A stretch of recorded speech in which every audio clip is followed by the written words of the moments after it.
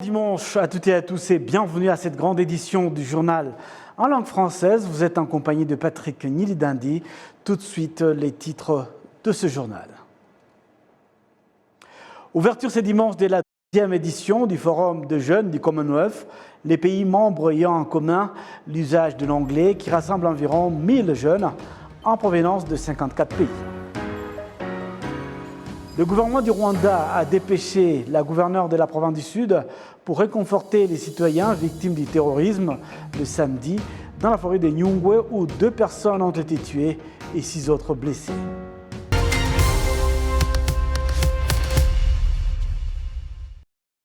Encore une fois, bienvenue à toutes et à tous. La 12e édition du Forum des jeunes des pays membres du Commonwealth a débuté ses travaux ce dimanche à Kigali. Elle rassemble environ 1000 jeunes en provenance de 54 pays membres ayant en commun l'usage de l'anglais. Ce forum est l'occasion pour les jeunes de ces pays de se rencontrer, se connaître, apprendre les expériences qu'ils ont en commun, échanger des opinions et prendre des décisions sur leur avenir. Dans son intervention, le président du Forum des jeunes des pays membres du Commonwealth, Kim Allen, a demandé aux jeunes d'agir pour trouver des solutions aux conflits et instabilités politiques qui persistent dans plusieurs pays. Il a expliqué que les jeunes doivent travailler en unité dans leur diversité car ils doivent se sentir responsables. La ministre rwandaise de la Jeunesse, Rosemary Mbabazi, qui a procédé à l'ouverture officielle de ce forum, a appelé les jeunes à créer des innovations répondant aux soucis de leurs pays respectifs du Commonwealth en général. Le thème de ce forum est « Notre avenir dans nos mains ». Ce thème montre la solution que les jeunes proposent aux chefs d'État et de gouvernement des pays membres du Commonwealth qui dit « Offrir notre avenir en commun, connecter, innover et transformer ». Pendant 3 jours, le point essentiel sur lequel ce forum va se focaliser sont notamment la technologie et l'innovation, le commerce, la création d'emplois, la santé, les effets de la pandémie de Covid-19 et l'éducation. L'une des attentes de ce forum est d'approuver les idées des jeunes sur lesquelles s'appuyer afin de trouver des solutions aux défis auxquels sont confrontés les jeunes dans des pays de cette organisation. Il est à noter qu'au cours de ce forum, les jeunes vont élaborer un plan d'action de 2 ans à venir et que lors de l'Assemblée générale, ils prendront des résolutions qui seront transmises aux chefs d'État et de gouvernement comme leur contribution pour un avenir meilleur au sein du Commonwealth. Le Rwanda a fait le pari d'investir des sommes considérables dans le tourisme et l'organisation de grandes conférences à caractère international. Pari réussi selon les spécialistes qui reconnaissent que le pays a fait de bons choix et a eu une vision à long terme en ce qui concerne ses investissements. Kassim Youssouf nous fait le point.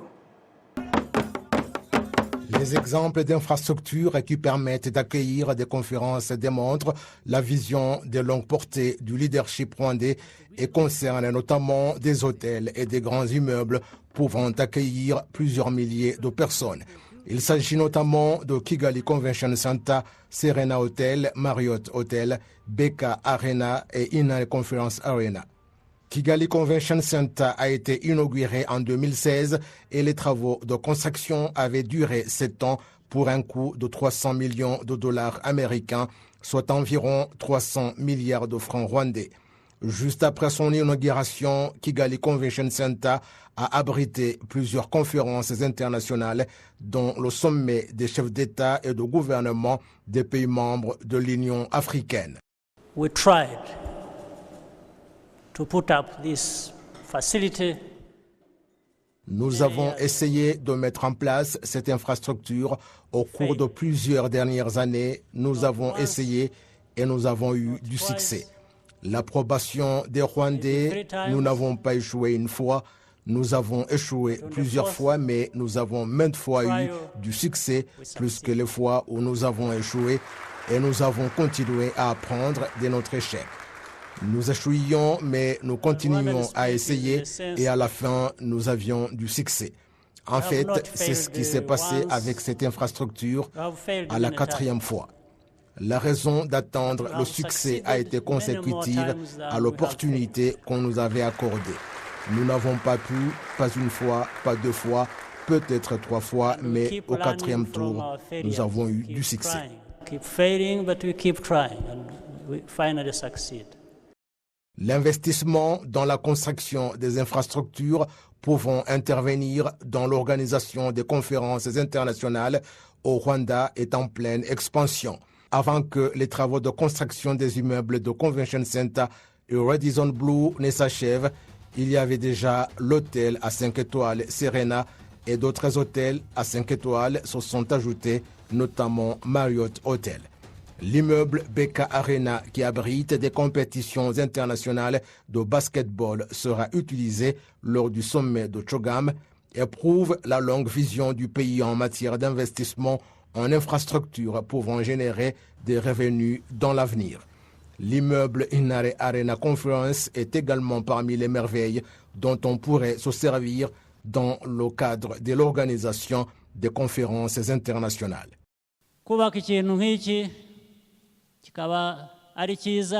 Bâtir un tel produit qui est charmant, on le voit au niveau mondial.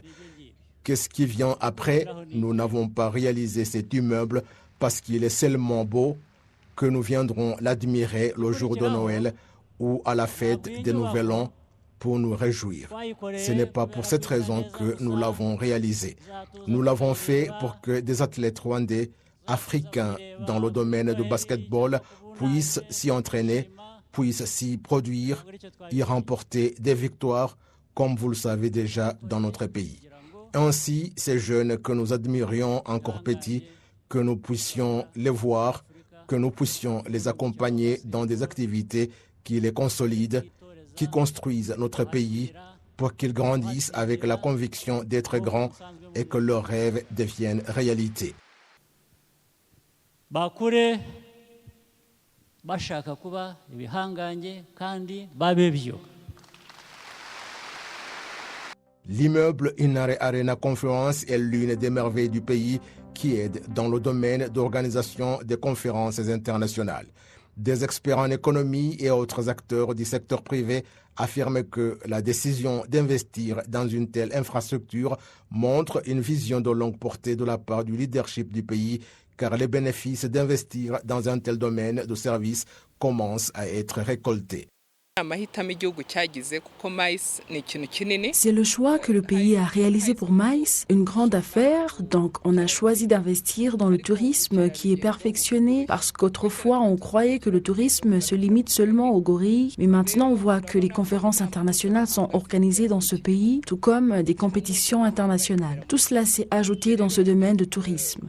Lorsque cela produit, par exemple, Chogam, le sommet auquel nous nous préparons, ce sont des choses larges, car ça pourvoit de l'emploi à beaucoup de gens et c'est parce que nous avons des infrastructures propices à ces rencontres. Les gens choisissent de quitter l'Europe pour venir tenir leurs réunions ici parce qu'ils voient les infrastructures qui sont là. Et nous félicitons cet esprit d'une vision de longue portée et je félicite notre leadership pour cette vision qui va nous aider en tant qu'acteurs du secteur privé. Nous tous, et moi également, notre regard est dirigé vers un secteur qui va au rythme du développement du pays et ne pas rester figé sur place. Et puis les conférences vont se multiplier. Si le Chogam est un succès, on va aussi considérer d'autres sommets qui se sont tenus, ici notamment celle de l'Union africaine. Nous franchissons d'autres niveaux et on pourra même accueillir 2 réunions par an. Nous devons toutefois travailler à l'unisson. Il y a ce que le pays a fait et ce qu'on nous exige en tant que citoyens.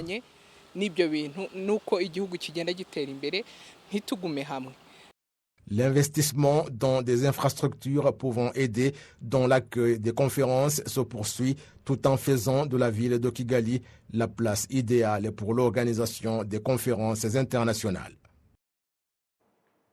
Actualité nationale toujours, le gouvernement du Rwanda réconforte les citoyens victimes du terrorisme. En effet, un acte terroriste a été perpétré ce samedi contre des citoyens rwandais dans la forêt de Nyungwe où 2 personnes ont été tuées et 6 autres blessées. C'est la gouverneure de la province du Sud, Kaïté Sialis, qui a adressé ces messages de réconfort au nom du gouvernement alors qu'il a rassemblé les responsables de la province et les dirigeants du district de Nyamagabe venant du secteur riverain de la forêt de Nyungwe. Ces dirigeants au niveau des instances de base ont été invités à approcher davantage les habitants pour les réconforter et les rassurer que la sécurité du pays est bien assurée. Ils ont également été conviés à travailler main dans la main et à exhorter les habitants à poursuivre leurs activités de développement. La gouverneure de la province du Sud a en outre indiqué que les organes habilités sont à la poursuite des criminels dans la forêt des Nyungwe. Le gouvernement du Rwanda continue à apporter assistance à ceux qui ont été affectés par cet acte terroriste.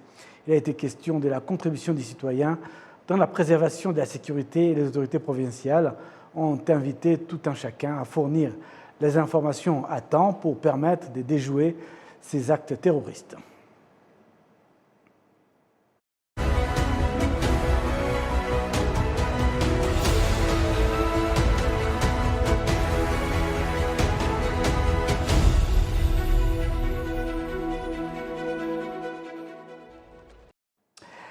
Alors que le Rwanda accueille le sommet de chefs d'État et de gouvernement du Commonwealth, les autorités sanitaires du pays encouragent le personnel des différents établissements hôteliers et autres restaurants du pays à se faire dépister contre les maladies transmissibles, car ils seront en première ligne pour recevoir les nombreux invités du CHOGAM. Le service d'accueil et d'hébergement indique que le fait de savoir que ceux qui répondent à leurs besoins ont été testés pour les maladies transmissibles et sont en bonne santé leur donne l'espoir qu'aucune maladie ne leur sera transmise pendant les services de livraison. Les gens d'ici ou d'ailleurs pourraient me rendre malade. C'est pourquoi tout le monde devrait se faire tester avant les CHOGAM pour s'assurer qu'aucune maladie ne sera transmise. Les employés du secteur de l'hébergement et de l'hôtellerie qui sont en contact direct avec les clients ont été testés contre les maladies transmissibles telles que la Covid-19. Ils affirment que savoir où on en est du point de vue de sa santé et l'espoir qu'ils ne transmettront aucune maladie aux participants du CHOGAM. Tous les employés ont été entièrement vaccinés et testés contre toutes les maladies transmissibles. Le directeur général de la Chambre du tourisme du Rwanda, Frank Gisha Mugisha, a déclaré que les personnes travaillant dans le secteur ont été invitées à se faire tester contre les maladies transmissibles en suivant les instructions du ministère de la Santé, ce qui est donc conditionnel à l'obtention de l'autorisation de recevoir les participants au sommet.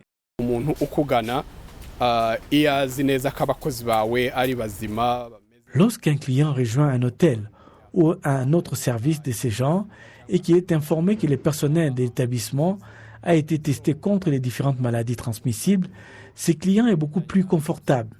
En ce qui concerne les CHOGAM, nous nous sommes suffisamment préparés et nous avons suivi de près la qualité des nourritures et les boissons qui seront servies aux participants.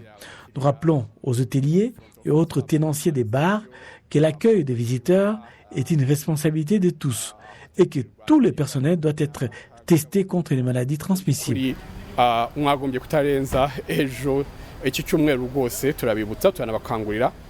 Le secteur du tourisme de Kigali estime la disponibilité de 8600 chambres pour accueillir les participants du CHOGAM.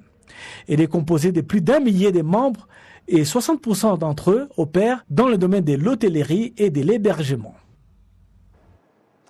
Avec le recul du taux de contamination à la Covid-19 dans le pays, la vie est revenue progressivement à la normale dans tout le Rwanda. Les autorités urbaines de Kigali appellent le secteur privé à ouvrir des activités 24 heures sur 24, surtout pendant cette période où le Rwanda accueille de milliers de visiteurs venus pour le sommet du Commonwealth.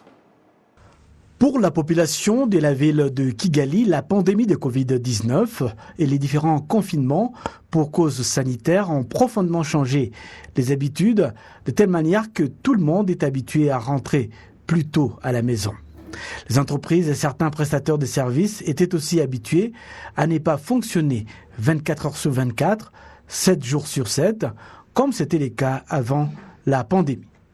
Toutefois, ces mêmes prestataires de services se disent prêts désormais à ouvrir leurs portes 24 heures sur 24.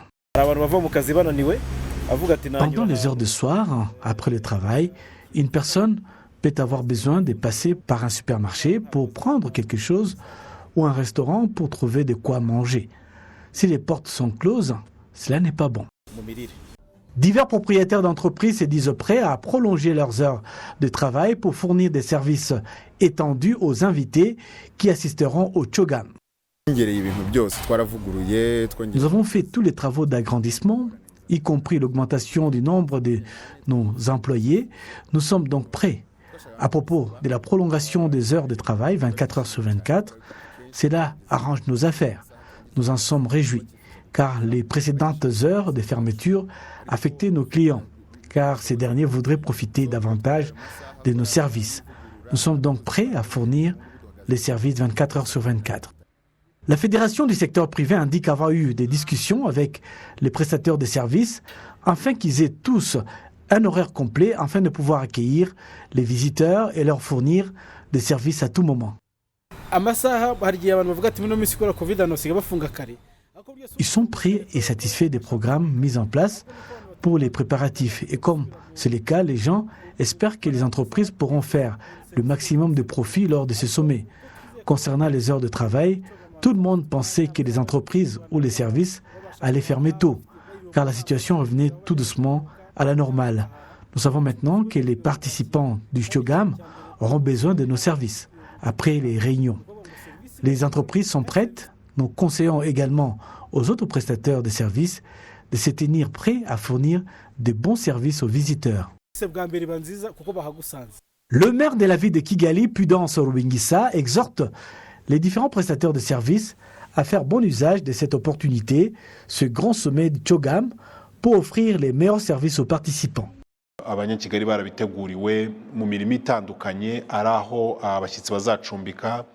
Les habitants de Kigali ont été préparés en termes d'hospitalité, d'exposition des produits fabriqués au Rwanda. 6000 invités sont attendus au Rwanda et les opportunités sont nombreuses.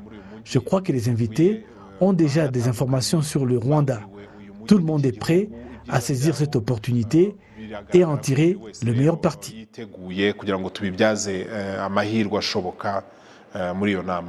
La réunion du CHOGM prévue à partir du 20 juin devrait réunir près de 6000 participants venus des 4 coins du monde. Pendant ce temps, des mises à niveau des infrastructures sont toujours en cours dans la ville de Kigali et l'amélioration de l'assainissement de services. C'est donc la fin de ce journal. Merci à l'ensemble de l'équipe technique et excellente suite des programmes sur la télévision rwandaise.